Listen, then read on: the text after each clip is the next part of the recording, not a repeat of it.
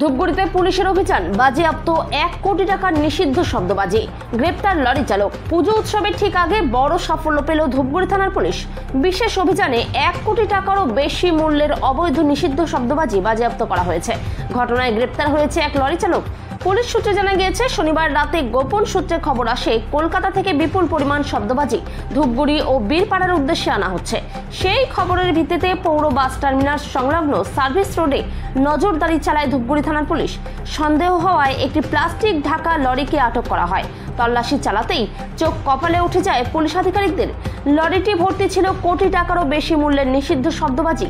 গাড়িতে থাকা চালককে নথি দেখানোর নির্দেশ দেওয়া হলেও তিনি কোনো বৈধ কাগজপত্র দেখাতে পারেননি। এরপরই গাড়ি ও বাজি বাজেয়াপ্ত করা হয় এবং চালক দীনেশ যাদবকে গ্রেপ্তার করা হয়। তার বাড়ি নদিয়ার হরিণঘাটায়।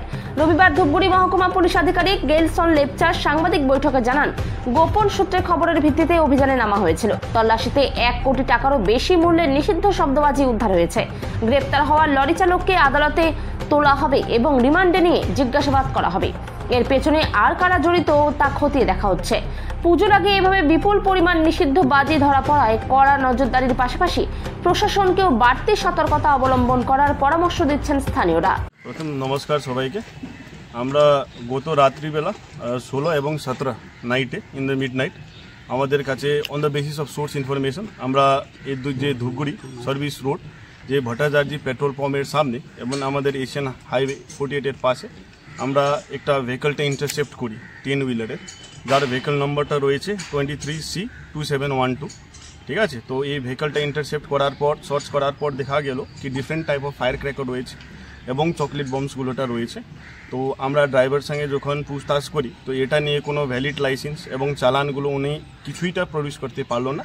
সে অনুযায়ী আমরা ড্রাইভার, যার নামটা রয়েছে দীনেশ যাদব, ওনার বাড়িটা রয়েছে বিরোহীহাট হরিণঘাটা নদিয়া, ওনাকে অ্যারেস্ট করা হলো এবং এই যে আমাদের ফায়ার এক্সপ্লোসিভস আছে ওটা আমরা সিজ করলাম। কত টাকার জিনিস? এটা 253 কার্টুনস আছে, অ্যাপ্রক্স এটা 1 করোড় মার্কেট ভ্যালুটা আছে। কোথা থেকে কোথায় নিয়ে যাওয়া হচ্ছিল এরকম? এটা আপাতত আমরা যত জানতে পারলাম, এটা পরে আর রিমান্ড পিরিয়ডে আরো ভালো করে দেখা হবে। আপাতত জানতে পারলাম কি কলকাতা থেকে নিয়ে আসতেছে, ধূপগুড়ি বীরপাড়ার জন্য ওটা নিয়ে আসতেছে। এক্সাক্ট প্লেসটা পরে পিসি রিমান্ডের সময়টা আমরা কনফার্ম। গত 1 বছরের মধ্যে এটা সবথেকে বড় রিকভারি। 1 বছরের মধ্যে না আমরা তো করি রিকভারিটা, এত হিউজ পরিমাণটা এটা একটু বড় আছে আমাদের।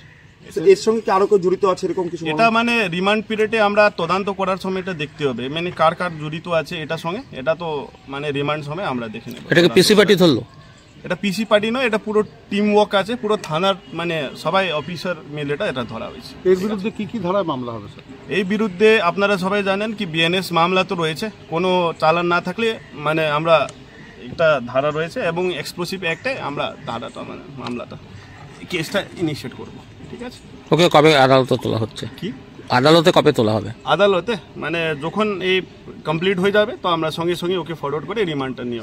পুলিশ প্রাথমিক তদন্তে কি মনে করছে এটা কি দুর্গাপূজা, কালীপূজা, ফেস্টিভ্যাল সিজনের জন্য? এটা ফেস্টিভ্যাল সিজন জন্যই, সামনে তো আপনারা সবাই জানেন কি ফেস্টিভ্যাল সিজন আসতেছে, তো ফেস্টিভ্যাল সিজন জন্যটাই এটা নেওয়া আসা হচ্ছে। কোথা থেকে আনা হচ্ছিল? এটা কলকাতা থেকে। স্পেসিফিক সোর্সটা এবার তদন্ত করার পরটা জানা যাবে। ঠিক আছে, এটা কি ধূপগুড়িতে আনলোড হওয়ার কথা? এটাও তদন্ত ব্যাপার রয়েছে। আপাতত যেটা আমাদের কাছে খবর আছে বলছে ধূপগুড়ি নাহলে বীরপাড়া, তো এটা দেখি তদন্ত করার পর জানা যাবে কি স্পেসিফিক্যালি কোথায়টা নামাবে।